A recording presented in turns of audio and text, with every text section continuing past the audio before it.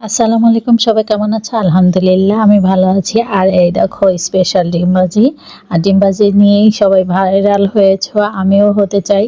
তাই আমি নিয়ে আসলাম স্পেশাল ডিমবাজি। কাঁচামরিচ, ধনেপাতা, পেঁয়াজ কুচিয়ে, আস্তা জিরে দিয়ে, হলুদের গুঁড়ো, মরিচের গুঁড়ো, লবণ দিয়ে সুন্দর করে মাখিয়ে নিলাম। তারপরে আমি এটা কিন্তু চামচ দিয়ে ডিমটা ফেটে নেব, কারণ হাত দিয়ে ডিম ফাটলে ভালো লাগে না। আর কড়াইতে তেল দিয়েছি, গরম হলেই আমি কড়াইতে ডিমটা দিয়ে দেব। আমি কিন্তু উল্টিয়ে ডিম ভাজি না, আমি ভাজ করে ডিম ভাজি, তোমরা দেখতেই পারবে। আর আমি তোমাদের সাথে এই ডিম ভাজিটাই শেয়ার করতে চলে এসেছি।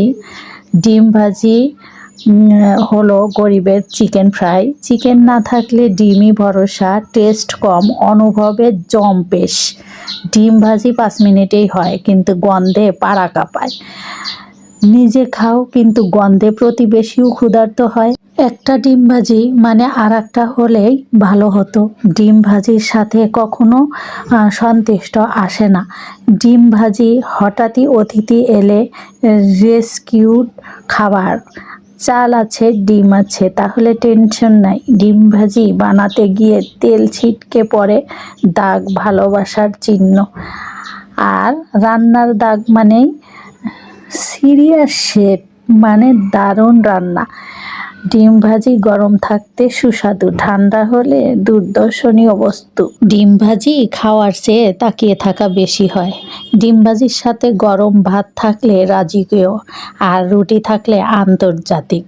ডিম ভাজি খেয়ে বলা হয় আজ হালকা খাইলাম, কিন্তু প্লেট দেখে মনে হয় না। ডিম ভাজি মানে শেষ বেলায় চিন্তামুক্ত। আর দেখো, আপনাদের সাথে ডিম ভাজতে ভাজতে কত কথা বলে ফেললাম। সবাইকে ধন্যবাদ এত সময় আমার সাথে থাকার জন্য।